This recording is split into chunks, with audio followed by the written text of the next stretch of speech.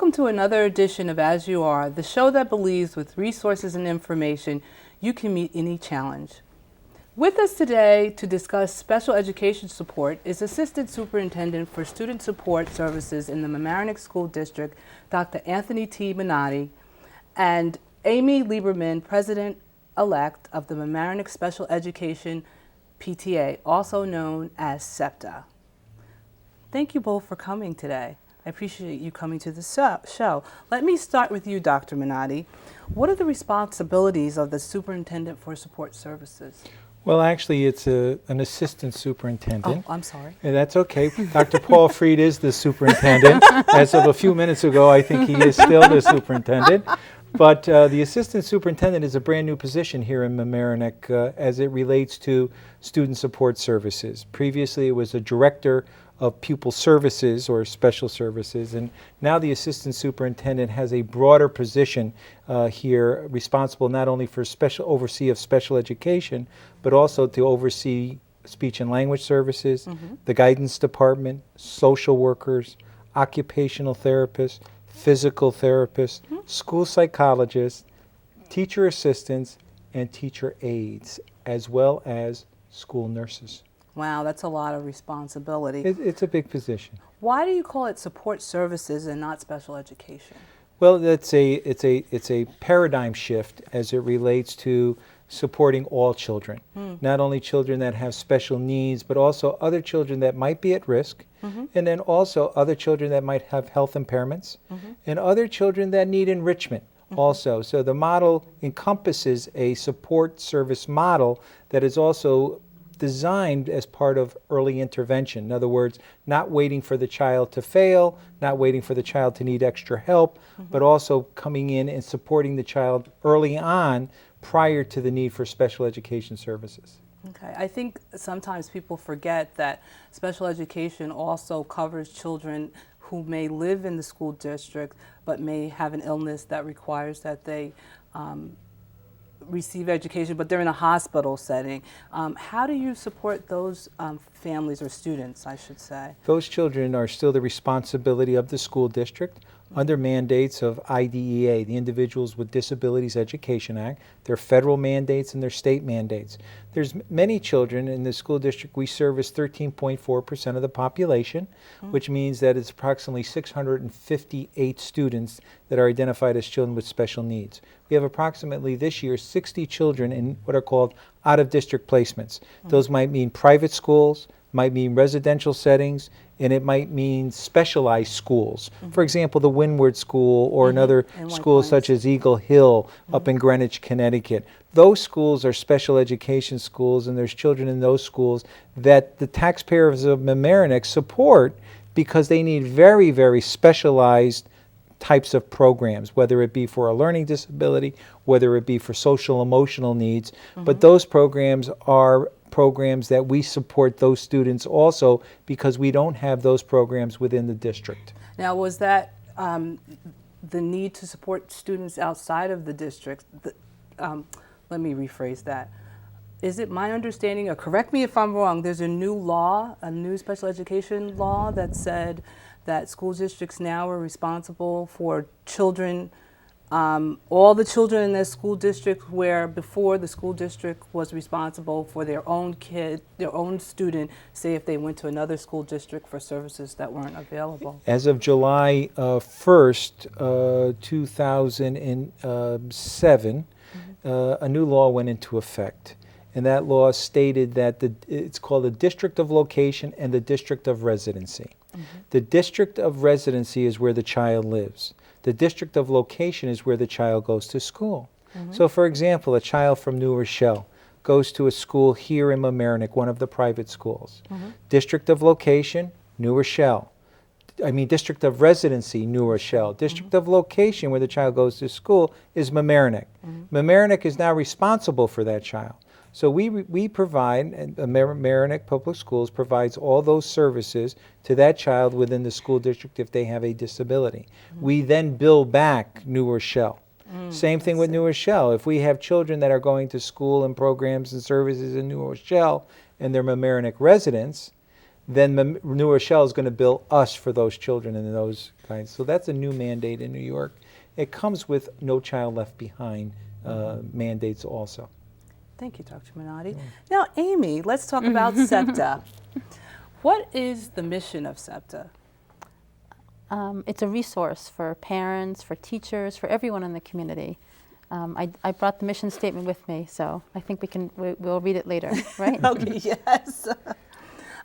How does SEPTA work with the school? What is the relationship between SEPTA and the school district? Well, there are many ways. On the one hand, we have an entire board made up of parents. Teachers sit on our board as well, and Dr. Minetti or Gail Boyle or Ronnie Kramer come to each one of our SEPTA executive meetings. So they're in partnership with us. I also meet with Dr. Minetti monthly, and I actually bring along with me one of our board members. So each month, a different board member gets a turn of sorts with Dr. Minetti. Nothing personal is discussed, but our agenda items, they take on different perspectives as different people join us. And what items have you discussed with Dr. Minetti that can you talk about if you don't feel comfortable talking? Totally. What specific issues have you spoken to Dr. Minetti about that have been resolved this year, or you both worked jointly to help the school district students? First, I'd like to say, and Dr. Minetti can also answer, in our special edition, which is our newsletter, Dr. Minetti made a list. I forgot the title of the... Areas of focus. Areas of focus, but he actually made a list of things that he accomplished this year, and there were... I actually looked down the list, and every single thing on that list that he said he accomplished this year. And that list was a page long. So we have accomplished a lot together, basically. Give you some examples. There's a foreign language class now at the high school for kids. Dr. Minetti can explain more, for kids that maybe find language challenging, but yet they still need the credits in order to graduate. We've discussed inclusion, co-teaching. So many things we've discussed. I can't. It's unbelievable. The agendas are quite long. Yeah, and many of our not only does our coordinators of our directors of special education serve on the SEPTA board, but some of our staff members do also, as well as regular general education teachers also. So it's really a partnership, and that partnership is one that we've experienced very good success this year, because many of the budget items that we've put in this year have come through many years of discussions with SEPTA, and they've moved forward through the board level, and now how ironic we taped this show today in terms of the budget vote. And our hope is that the community will support many of the initiatives that we've put into the budget, especially for the high school. So it's a strong organization, and it's very connected with the PTA Council.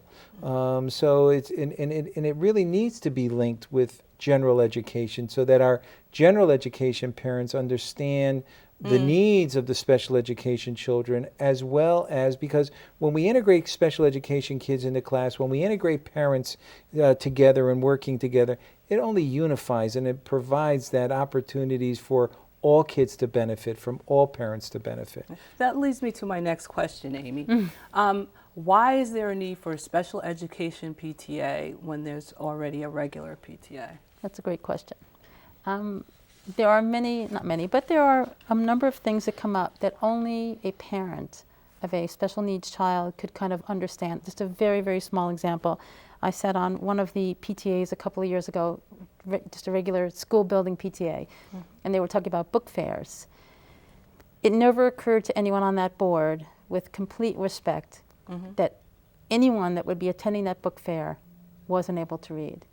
So sitting on that board as a SEPTA member, I said, excuse me, how about those kids that they may be in 8th grade, but they're reading at a 3rd grade level? Shouldn't they be entitled to have a little section in the book fair?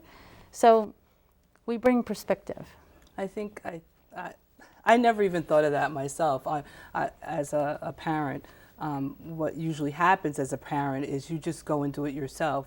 Sometimes you don't think to ask the school, well, you know, this would be inclusionary if you had books on tape or books on CD or even Braille books, you know, if you had a student who was blind and required that. You know, that's very great. You know, you're right. And I've sat on a PTA, which will remain nameless, and a parent, they were giving awards to students. They were giving awards to teachers, you know, thank you for your service. And I said, well, what about the special education teacher? And one of the parents said, well, they're not teachers. And I said, what do you mean? Of course they're teachers. Wasn't in the school district, let me point that out. But, you know, I think you're absolutely right. There's sort of not a real bridge between SEPTA and PTA sometimes. So how do you make that bridge from PTA to SEPTA so that there's some understanding of, you know, we're not just the special education PTA, we are a part of the PTA? Well, that's something that Mamaroneck does very, very well. There's the PT Council, which I don't know if you're aware or the audience is aware. Yeah. It's made up of the 6 PTAs plus SEPTA, so 7 PTAs here in the district. Each building has their own PTA. And we meet twice a month, and the co-presidents sit on the board, as do we, the co-presidents of SEPTA. And everyone brings their own perspective, the high school perspective, the HOMEX perspective, the elementary perspective, and then there's the SEPTA perspective. So, and I'm an equal partner, so I'm totally respected on that board as a member, and they listen. It's great. Okay, let's talk about the CSE process. Could you define CSE, Dr. Minetti, for the audience? Well, it's a committee on special education. It's mandated by federal law, as I stated before, an Individuals with Disabilities Education Act. And at least annually, if a child is identified with a special need, that committee needs to meet. It also provides opportunities for initial evaluations if we find that children are experiencing learning difficulties, learning needs within the school district. The CSE provides that opportunity for us to discuss that child, provide evaluations for that child, and all of this is free to the parent. And what the law says is under the CSE process, the Committee on Special Education, is that we have to provide a free and appropriate educational program in the least restrictive environment, which means that we cannot segregate children with special needs, but we need to integrate children with special needs. Parents need to serve on that committee. General education teachers need to serve on that committee. An administrator needs to serve on that committee. And a special education teacher and support staff serve on that committee. So evaluations are completed, the parent receives a copy of laws that they're called their due process rights. Those parents have specific due process rights. The school district is mandated to follow those due process rights.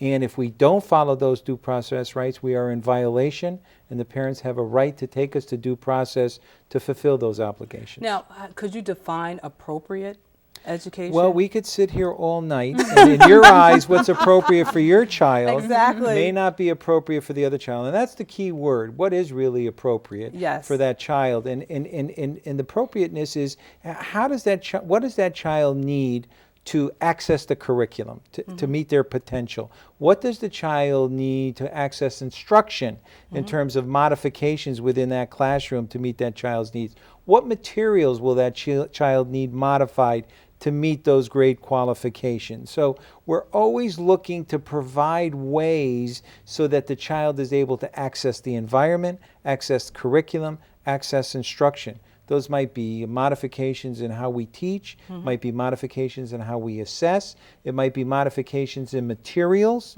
it might be extra time on assessments, it might be modified grading, to the extent where children with disabilities have extended time on SATs that they might be taking. Now, let me interrupt you. Sometimes extra time, I noticed in our school budget last year, they had listed items that were not covered under the budget, such as giving a child extra time to do their test because they have to have a monitor there. So that takes that person away from the regular class. Do you face any of those issues in in your upcoming budget, or will that impact your ability to provide services to any of the special education students? You know, in this district, the district, I'm new to the district, but the district has been, the community and the Board of Education, because that's where the resources start, have been extremely supportive of kids with special needs in this school district, I must say. Children in this school district receive, in general, receive a very rich education in this program, in this school district. And that's not to leave special education children out. But when we talk about resources, and when you talk about limited resources, because we don't have all the resources in the world, we as administrators and as teachers look at the most effective and efficient ways to provide those services for children. For example, in our budget presentation this year, we want to reduce out-of-district placements. Why? Because they're expensive. We can educate those children in district at a more reasonable cost and do just as good a job. That's our belief. And how are you going to do that? We're providing, what we did this year is we reduced our budget by $1.4 million in student support services. But we asked the board to give us, of that 1.4 reduction, give us back $650,000 to purchase the staff we need to purchase. So it's actually still a savings of $800,000. So in doing that, we reduced some of our teacher assistants, we reduced some of our aides, and we added services to the high school, because most of our out-of-district placements were kids leaving the high school. So we wanted to not only bring children back from out-of-district placements, but we wanted to provide structures and systems at the high school that would help children be more successful here at the high school. So we've put a number of those structures in. Are you going to be able to function with the reduced amount of teacher assistants? Did you say you were reducing teacher assistants? I thought I Yes, we reduced 10 teaching assistants at a cost savings, and it's our belief that we have enough teacher assistants to use them in the district, throughout the district, in a more effective and efficient way. And will that impact the ability of the teacher to help the student, because there won't be a teacher assistant? No, we're just using teacher assistants very differently. Okay. Another law change is that we're moving into what is called an integrated co-teaching model this year, which puts 2 teachers in a classroom full-time. Is a that special ed AKA teacher. inclusion? Well, yes, and we're not using the word inclusion because it's not used in the law. It's a philosophy where all kids belong. In other words, we want to believe that we are an inclusive school system, that any child that walks through our doors, we provide those services for. But the co-integrated teaching, where we had teacher assistants in those classrooms, we're going to be able to reduce those teacher assistants because there'll be a full-time special education teacher in that room. Okay, so when you say co-teaching, let me clarify, because I want to understand, is that 2 special education teachers, or 1 general ed teacher and 1 special education teacher? 1 general education teacher and 1 special ed teacher are in that classroom full-time with the academics. Okay, and let me ask you the model, and I'm going to come back to you, Amy, That's okay. I promise. Let me ask you the model for elementary K to 5th, I don't know what it is K-5. here. K to 5. Middle school, and then the high school. What's the inclusion model? Is it, I know in our district they have, the middle school is, you have it all day, and the elementary school you may have it 2 hours a day as opposed to all day, when a student might need, a teacher all day, but that's expensive, I would assume. Yes. What we did this year is that we clarified a model called the continuum of services for our parents. We put it on 1 sheet of paper, and we outlined all the services that are in district, and we, at different meetings, we presented that continuum of service. We put it in our SEPTA newsletter. And it's also online on and it's our also website. online Wait, on our website. Excuse me. Can you say that one more time? Right. What you did? Because On wow. one page,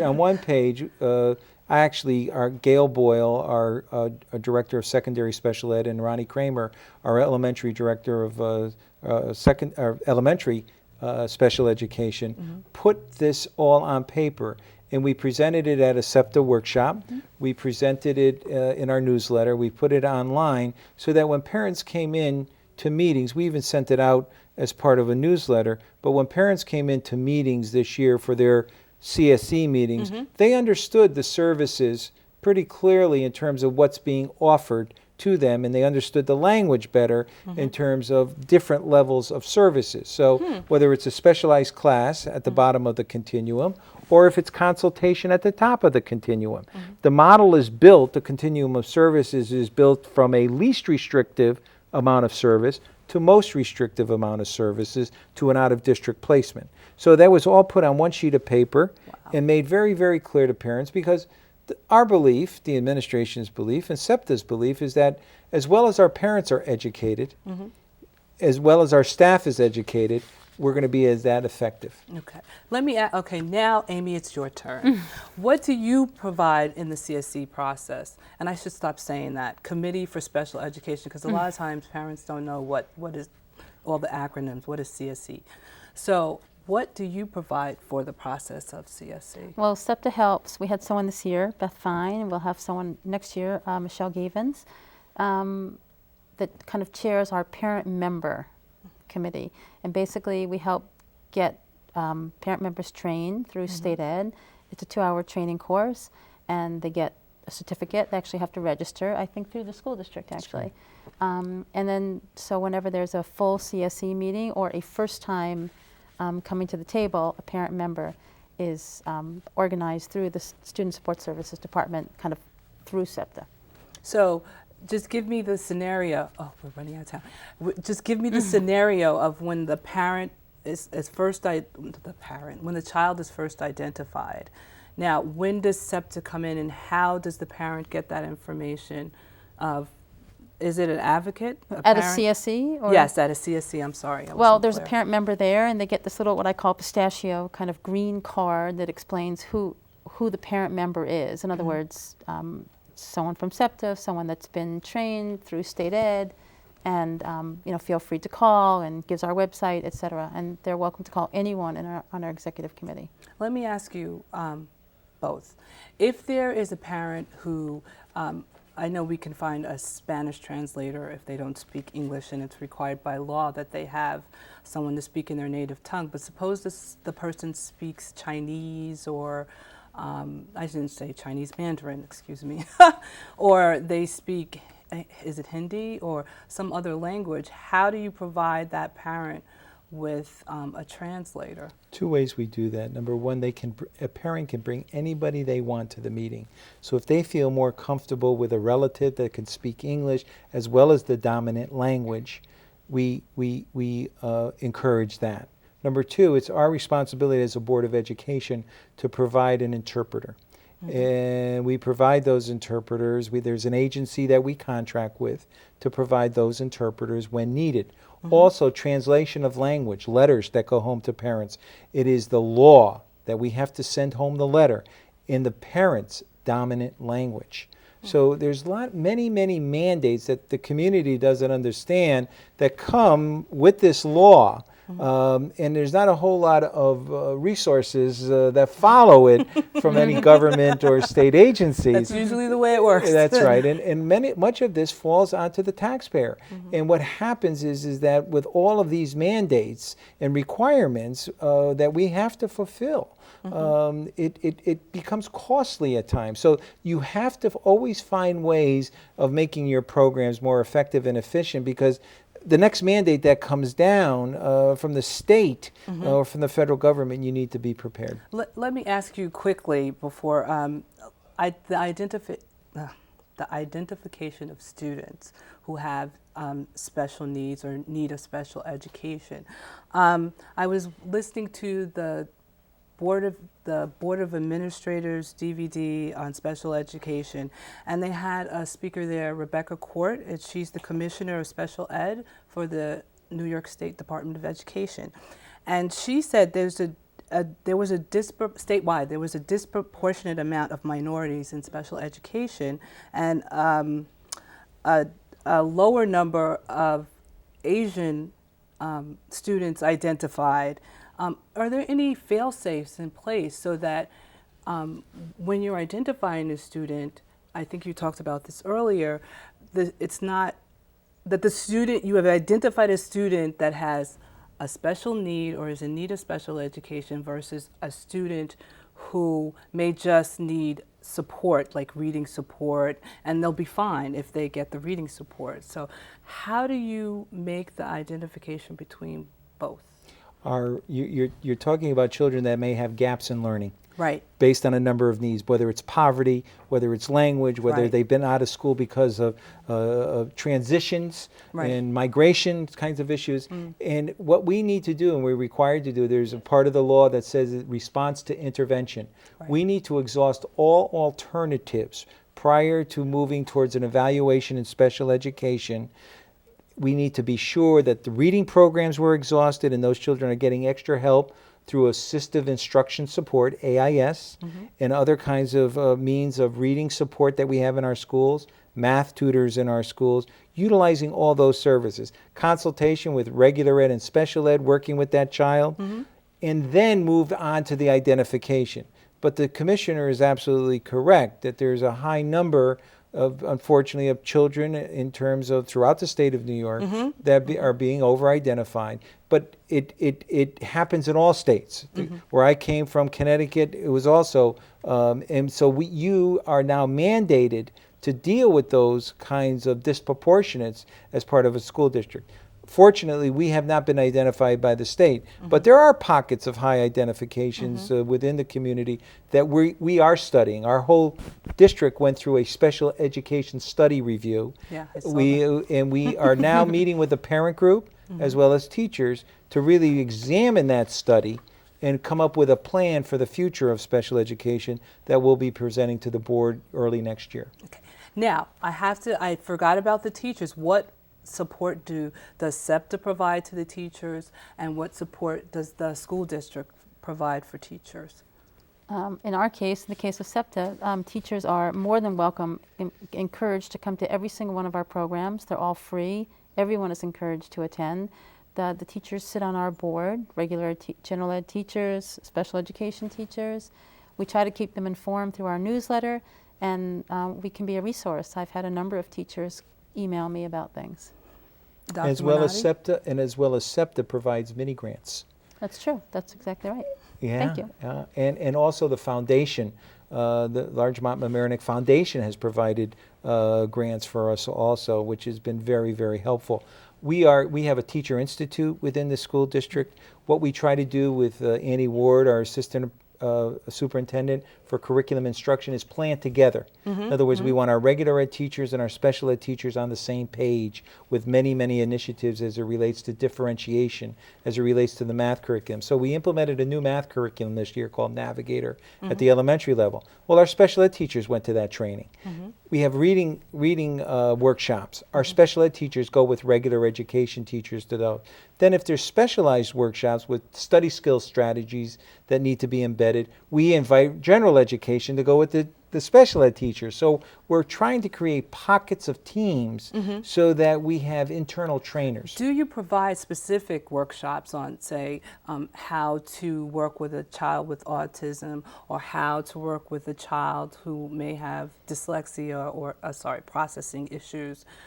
Is there any training for the general education teacher or the special education teacher with specific learning challenges at all? Yes, there are. There's a number of strategies. Preventing academic failure is one of the research-based practices that where we teach not only special education teachers to use these kinds of strategies, but regular ed. We implemented a whole writing curriculum this year because we had a number of children being referred to occupational therapy. So we needed consistency with our writing curriculum, handwriting curriculum in the younger grades. Study skills in terms of how we organize, and organization skills. So there's a number of research-based practices that we are constantly training our teachers in. Well, we are going to have to wrap it up. We only have 30 seconds left, and I invite you both, if there's something you'd like the audience to know, or they could participate, or how they can help, or learning more about special education. I give you a few seconds to talk about each. You, Amy? My 10 seconds, I'll use it to say, please visit our, I don't know, to talk to you, or please visit our website. It's right on the Mamaroneck Schools web page. There's huge amounts of information there, resources, and our newsletter. Please please visit our website. Dr. Minetti? I'd like to just invite the community to the Office of Student Support Services. Our doors are always open. If there's questions that are not been able to be answered at the school level, please feel free to call our office. Thank you so much.